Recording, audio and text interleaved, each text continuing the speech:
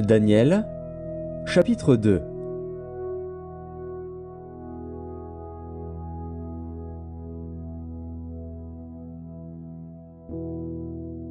La seconde année du règne de Nebuchadnezzar, Nebuchadnezzar eut des songes. Il avait l'esprit agité et ne pouvait dormir. Le roi fit appeler les magiciens, les astrologues, les enchanteurs et les chaldéens pour qu'ils lui disent ses songes. Ils vinrent et se présentèrent devant le roi. Le roi leur dit : « J'ai eu un songe, mon esprit est agité, et je voudrais connaître ce songe. » Les Chaldéens répondirent au roi en langue araméenne : « Ô roi, vis éternellement. Dis le songe à tes serviteurs, et nous en donnerons l'explication. » Le roi reprit la parole et dit aux Chaldéens : « La chose m'a échappé. Si vous ne me faites connaître le songe et son explication, vous serez mis en pièces, et vos maisons seront réduites en un tas d'immondices. Mais si vous me dites le songe et son explication, vous recevrez de moi des dons et des présents et de grands honneurs.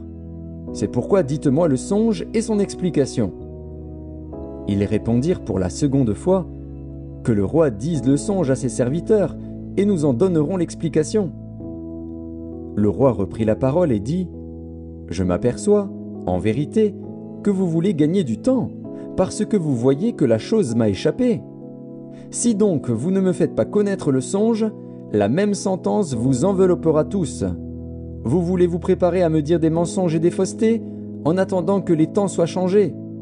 C'est pourquoi dites-moi le songe, et je saurai si vous êtes capable de m'en donner l'explication. » Les Chaldéens répondirent au roi : « Il n'est personne sur la terre qui puisse dire ce que demande le roi. Aussi jamais roi, quelque grand et puissant qu'il ait été, n'a exigé une pareille chose d'aucun magicien, astrologue ou chaldéen. Ce que le roi demande est difficile, il n'y a personne qui puisse le dire au roi, excepté les dieux, dont la demeure n'est pas parmi les hommes. » Là-dessus le roi se mit en colère et s'irrita violemment. Il ordonna qu'on fasse périr tous les sages de Babylone.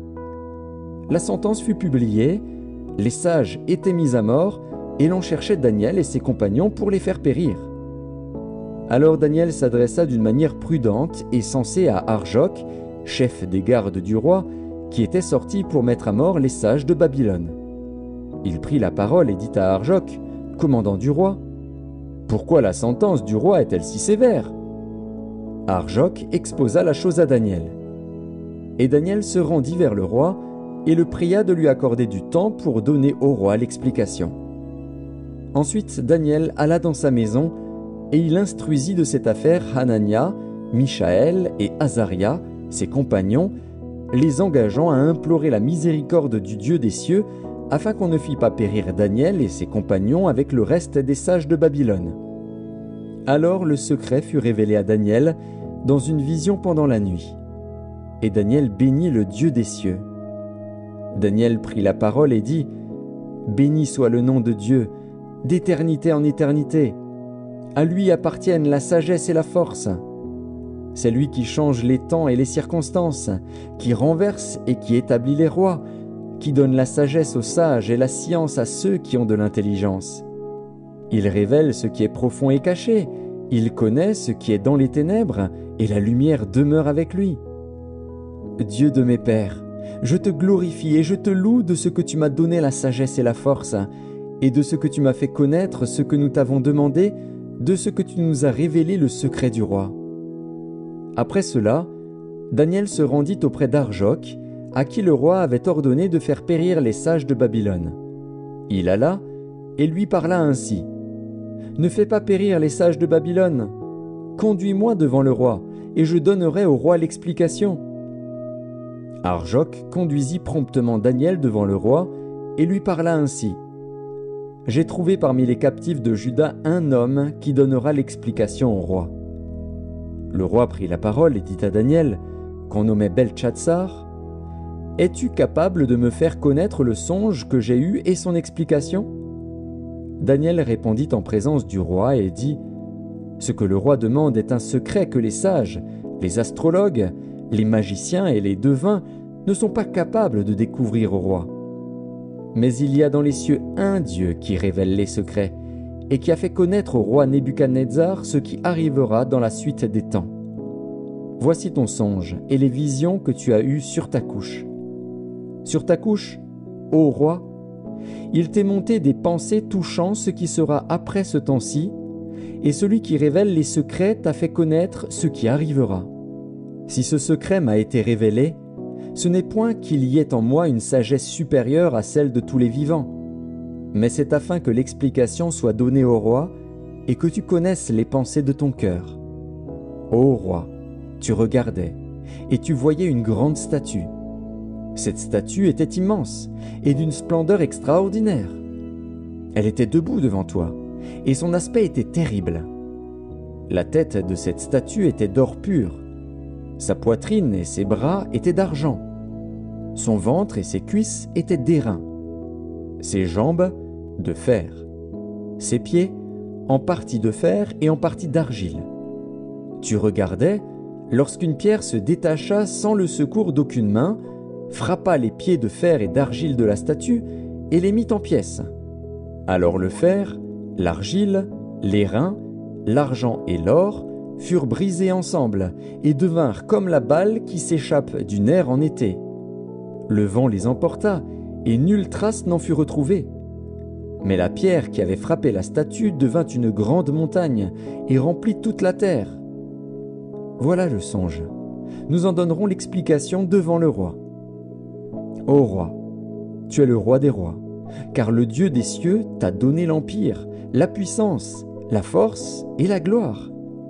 Il a remis entre tes mains, en quelque lieu qu'ils habitent, les enfants des hommes, les bêtes des champs et les oiseaux du ciel, et il t'a fait dominer sur eux tous. C'est toi qui es la tête d'or. Après toi, il s'élèvera un autre royaume, moindre que le tien, puis un troisième royaume, qui sera d'airain, et qui dominera sur toute la terre. Il y aura un quatrième royaume, fort comme du fer. De même que le fer brise et rompt tout, il brisera et rompra tout, comme le fer qui met tout en pièces. Et comme tu as vu les pieds et les orteils en partie d'argile, de potier et en partie de fer, ce royaume sera divisé. Mais il y aura en lui quelque chose de la force du fer, parce que tu as vu le fer mêlé avec l'argile.